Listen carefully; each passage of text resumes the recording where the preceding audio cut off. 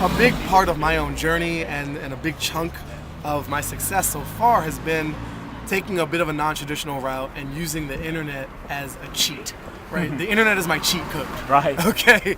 And so when I started doing stand-up, I was dating a musician at the time, and I noticed musicians, they market themselves much better than stand-ups do. They got postcards, they've got CDs for sale, they've got products and marketing strategies. Stand-up comics have jokes. Jokes is not enough. Content is not enough. It is the most important element, but it is not sufficient, right? It's necessary, but not sufficient. I did self-published books very early in my stand-up career. I had a website before most of my comedic peers. I was using email lists and what was it called? Friendster, right? And then MySpace, and then Facebook, and then Twitter, and Google+.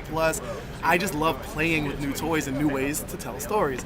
So it's been a part of my sort of competitive advantage within the artistic performance world to be like, oh, I also have this other element that a lot of other performers don't.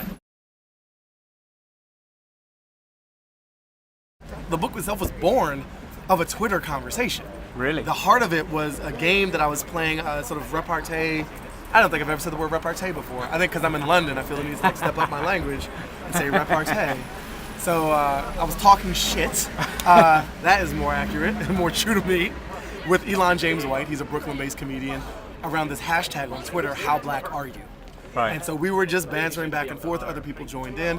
I spoke about this conversation at a Web 2.0 conference in New York.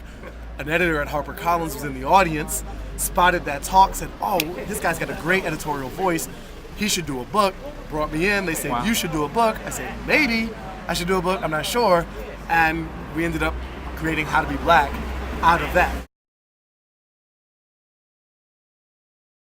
I created and I experimented, and this was not all my idea. I think I just also channel other people's ideas well. So this was a friend of mine named Anand Giridharadas. He's a New York Times columnist. He said, you should write your book in public. You should let people watch you write. There's a screen sharing technology at this company, join.me, and you can just share your screen with the world. And I wrote him back saying, this is a terrible idea. Why would I ever turn creation into performance? And then by the end of that email, I had actually convinced myself otherwise.